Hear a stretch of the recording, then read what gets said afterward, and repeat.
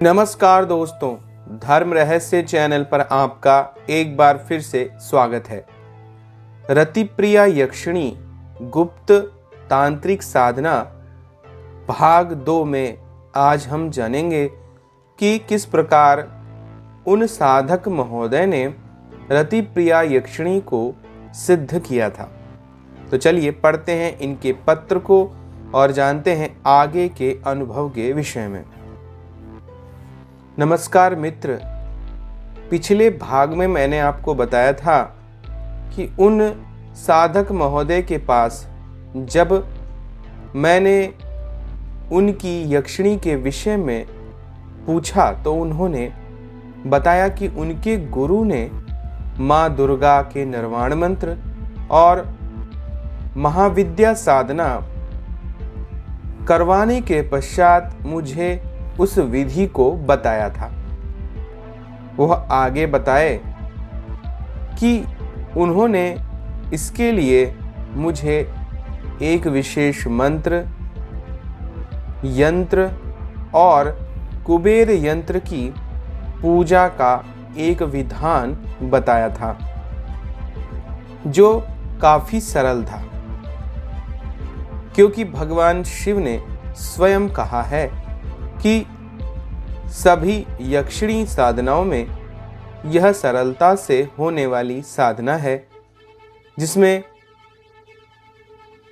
निश्चित ही सफलता साधक को मिलती है। गुरु के मुख से उस मंत्र को सुनकर अब मैं तैयार था इस साधना को करने के लिए। मैंने इसके लिए अपने घर में ही एक विशेष कमरे को व्यवस्थित कर लिया था। सोने के लिए भी उसी स्थान पर नीचे गद्दा बिछा दिया था ताकि जब मेरी साधना संपन्न हो जाए तो उसके बाद मैं वहीं पर सो जाऊं। मैं इस प्रकार साधना शुरू कर चुका था। साधना के तीसरे ही दिन मुझे जब मैं साधना कर रहा था तो लगा कि कमरे में विशेष तरह की खुशबू फैल गई है। चारों तरफ का माहौल बहुत ही खुशनुमा हो चुका था। ऐसा अनुभव आज तक मुझे किसी और साधना के दौरान स्पष्ट रूप से नहीं हुआ था। ज्यादातर अनुभव मुझे स्वप्न के माध्यम से ही होते थे, लेकिन यहाँ पर मैं जो महसूस कर रहा था वह बिल्कुल स्पष्ट था। इस प्रकार अगली रात्रि मैंने साधना की और मैं सो गया। तभी मुझे लगा जैसे किसी ने मेरे गाल पर चुंबन किया हो।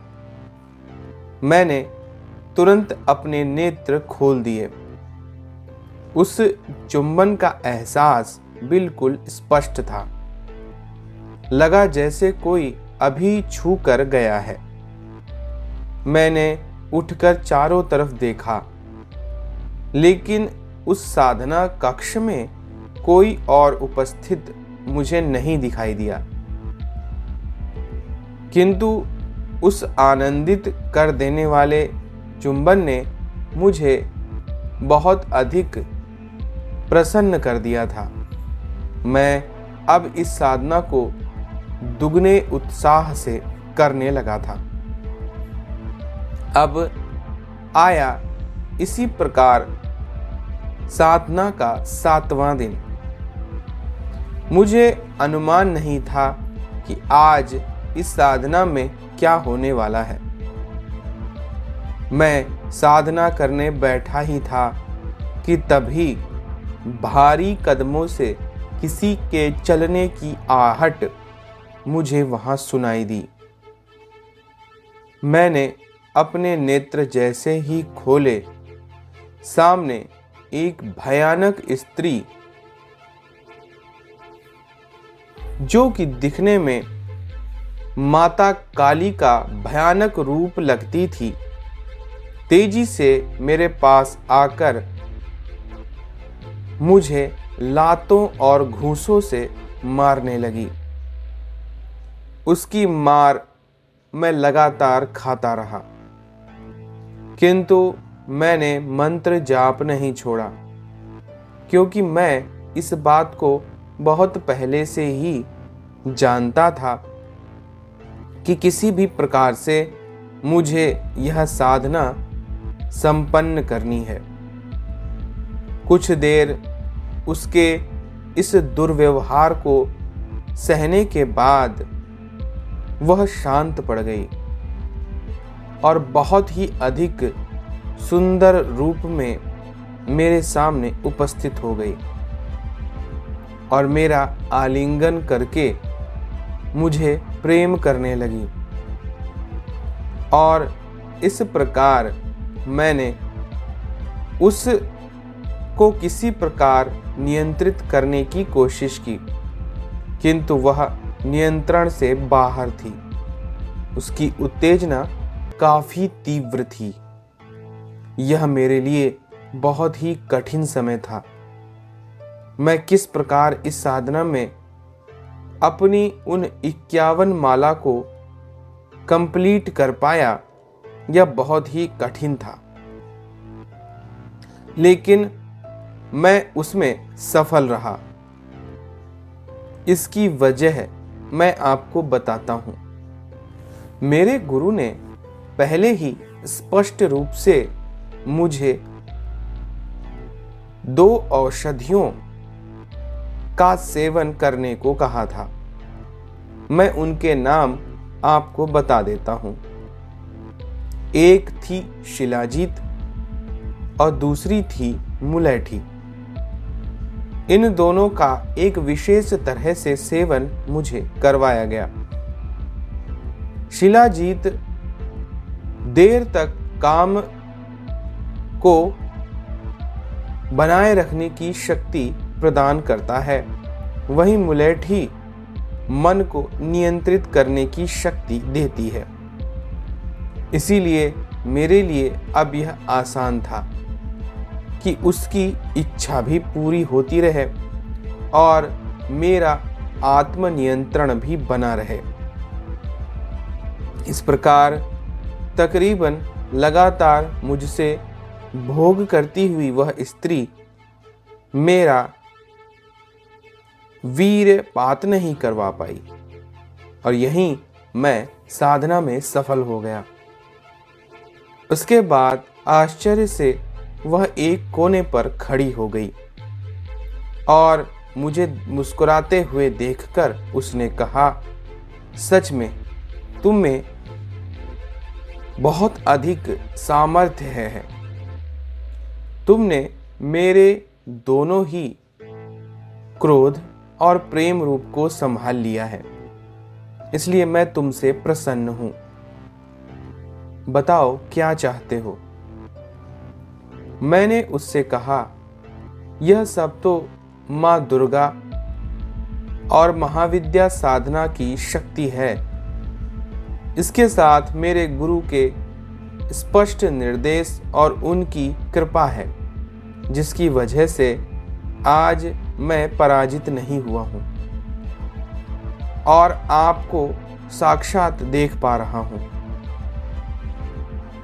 आपसे मेरी यही प्रार्थना है कि आप मुझसे साक्षात रूप में सिद्ध हो जाएं।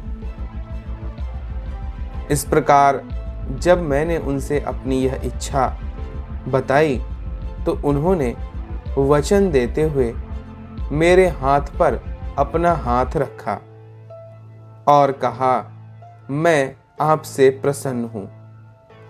आप बताइए, मैं आपके साथ किस बंधन में बंधूं?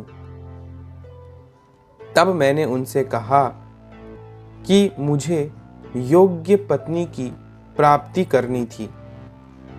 आपसे अधिक योग्य स्त्री मुझे इस धरा पर मिलना असंभव है, इसीलिए मैं आपको अपनी पत्नी के रूप में स्वीकार करना चाहता हूँ।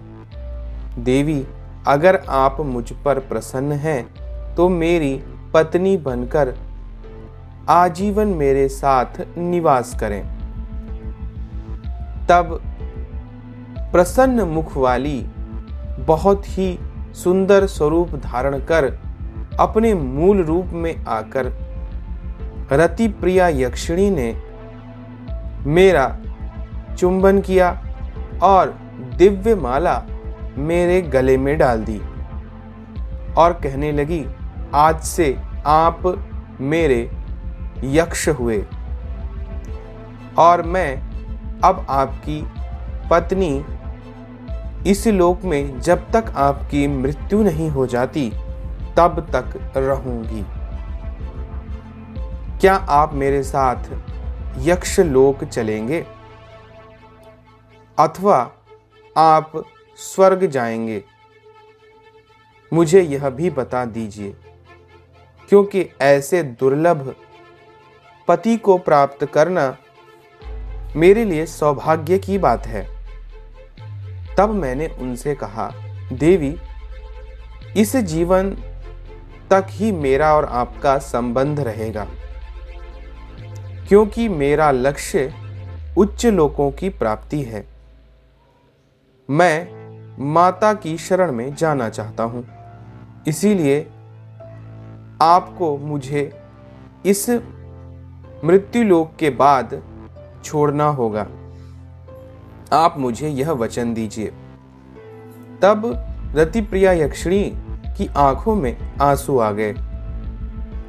उसके बहते हुए आंसुओं से मैं प्रभावित हुआ था, लेकिन उसने रोते हुए मुझसे कहा, अपने पति को छोड़ना किसी पत्नी के लिए बहुत बड़ा कष्टदायक विषय है, किंतु आपकी संतुष्टि और आपकी सुखद यात्रा के लिए मैं आपको यह वचन देती हूं कि मैं आपकी मृत्यु के बाद आपके संबंध को त्याग दूंगी और अपने यक्ष लोक को वापस चली जाऊंगी। इस प्रकार अब वह मेरे सामने 16 श्रृंगार स्वरूप में खड़ी थी। तब उसने मुझसे कहा, आपको एक वचन मुझे देना होगा। इस संसार में मैं आपके अतिरिक्त किसी और के सामने प्रकट नहीं होना चाहती। इसीलिए क्योंकि मेरे इस स्वरूप को जो भी देखेगा उसके मन में वासना अवश्य ही आएगी और मैं नहीं चाहती कि मेरी पवित्रता किसी भी प्रकार से भंग हो। इसीलिए मैं आपके अतिरिक्त किसी अन्य व्यक्ति के सामने कभी साक्षात रूप में प्रकट नहीं होंगी। आपको मुझे वचन देना होगा,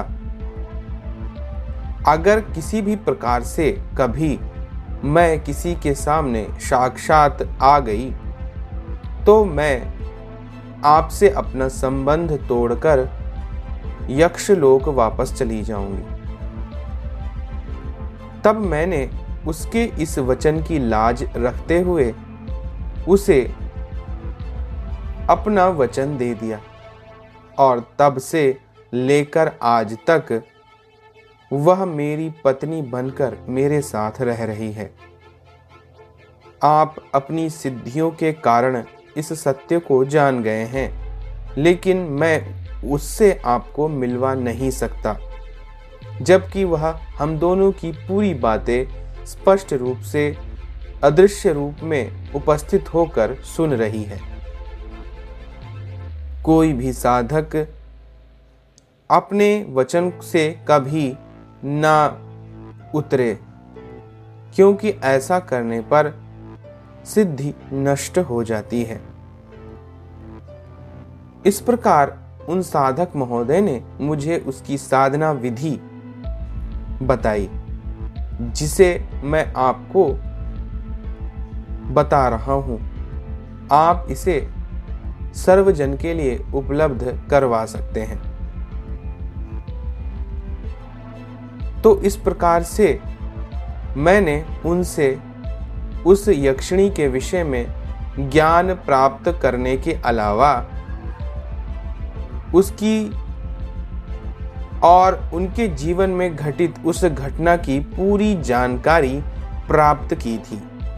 इस प्रकार से मैंने यह ज्ञान आज आप लोगों के लिए दिया है जो भी धर्म रहस्य चैनल को देखते हैं।